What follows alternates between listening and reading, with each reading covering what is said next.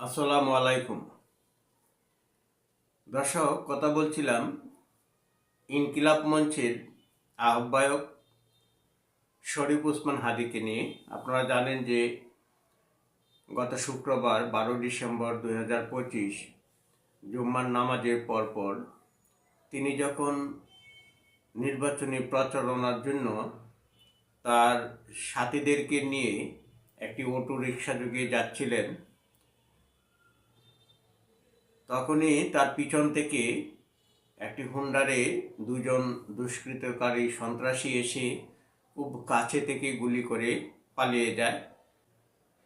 তার সাথে যারা ছিল তারা সাথে সাথে তাকে ঢাকা মেডিকেল কলেজ হসপিটালে নিয়ে যায় এবং সেখানে তার মাথা থেকে অপারেশন করে গুলি বের করা হয়। ঢাকা মেডিকেল সূত্রে বলা হয়েছে যে তাকে যেভাবে গুলি করা হয়েছে এবং যে জায়গায় গুলি করা হয়েছে, সাধারণত এমন ধরনের রোগী ফিরে আসে না। তবে ওসমান হাদি এখনও শ্বাস প্রশ্বাস চলমান আছে। সেই শ্বাস প্রশ্বাস চলমান রেখেই তার চিকিৎসা কার্যক্রম চালিয়ে যাচ্ছে। পরবর্তীতে তার পারিবারিক সম্মতিতে শরীফ ওসমান হাদিকে ঢাকা এভার কেয়ার হসপিটালে স্থানান্তর করা হয়। অন্তর্বর্তী সরকার ওসমান হাদির যাবতীয় খরচ বহন করার ঘোষণা দিয়েছে। তবে কেন এবং কারা কি উদ্দেশ্যে তাকে গুলি করে হত্যা করার চেষ্টা করছিল, এ ব্যাপারে এখনো কেউ ধারণা দিতে পারে না। পুলিশ তার তদন্ত কাজ চালিয়ে যাচ্ছে। প্রবাসী সাংবাদিক জুলকারনাইন সায়ের তার নির্বাচনী প্রচারণার কাজে যারা জড়িত ছিল তাদের মধ্যে থেকে একজনের ছবি প্রকাশ করেছে। সেই ছবির সূত্র ধরে বাংলাদেশ পুলিশ তাদের অনুসন্ধান কাজ চালিয়ে গিয়ে তাদের পক্ষ থেকেও সেই ছবি প্রকাশ করেছে। বাংলাদেশের স্বরাষ্ট্র উপদেষ্টা ওসমান হাদির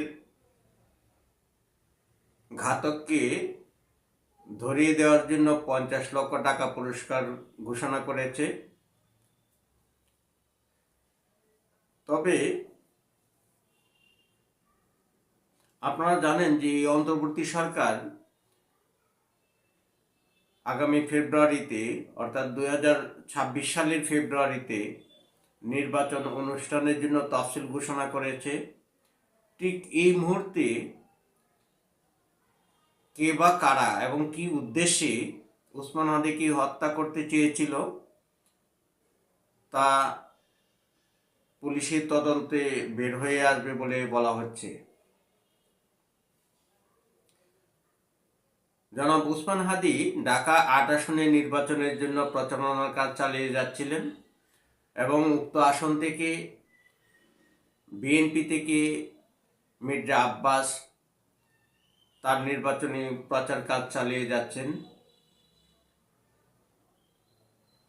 যখন ওসমান হাদিকে গুলি করা হলো তখন তার সাথে যারা ছিল তারা তখন এই অভিযোগ প্রয়োগ করছিল যে মির্জা আব্বাসের লোকজন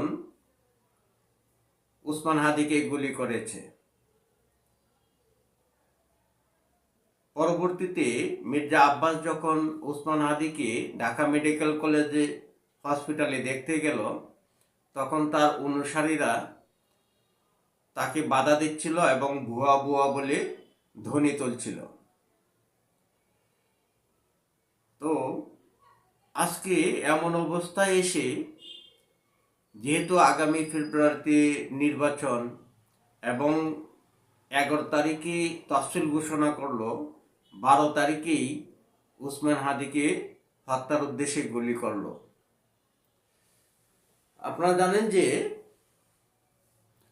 ওসমান হাদি বেশ কয়েকদিন ধরেই সামাজিক যোগাযোগ মাধ্যম এবং টকশোগুলোতে অভিযোগ করে আসছিল যে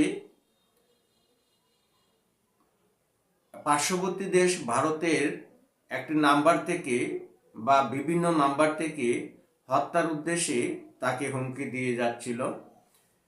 এই হুমকিকে মাথায় নিয়েই ওসমান হাদি তার নির্বাচনী প্রচারণার কাজ চালিয়ে যাচ্ছিলেন।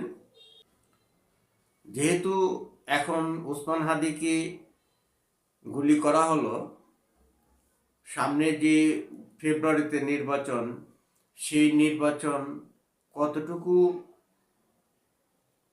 স্থিতিশীলতার মধ্যে করতে পারবে এই সরকার, সেটা নিয়ে সংশয় প্রকাশ করেছে বিভিন্ন রাজনৈতিক দল এবং বিভিন্ন প্রার্থীরা। আপনারা জানেন যে 24শে গণ অভ্যুত্থানের পর